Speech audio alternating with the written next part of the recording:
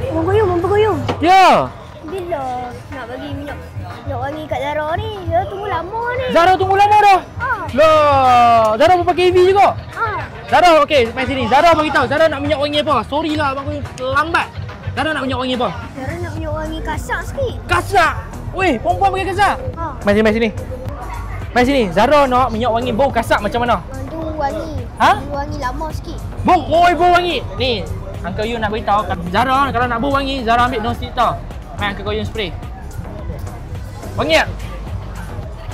Wangi. Okey, mai sini. Disebabkan Zara tunggu lama, Uncle Yun belanja kat Zara minyak wangi. Boleh tak? Boleh. Mai sini. Adik Zara ni tunggu lama sangat dah, betul tak? Betul. Tunggu lama. Okey, ni untuk Zara. Zara, Uncle Yun dah bagi dah minyak wangi. Zara kena beritahu kat depa. Pakai minyak wangi apa? Avida perfume. Ya, okey, jom mai sini. Cantik lah motor Zara ni. Zara buat dekat mana motor ni? Zara buat kat PMH Motor. PMH motor? Ha. Walau weh. Lepas tu Zara beli motor dekat mana? Zara beli motor kat PMH juga? Ha. Oh, dekat PMH. Boleh tak Uncle Yun nak tengok PMH kat mana? Boleh? Jom kita naik motor. Oh, berhenti kat sini. Alah, Tuyung kan nak beli motor kat sini. Oh, PMH ada je motor? Ada.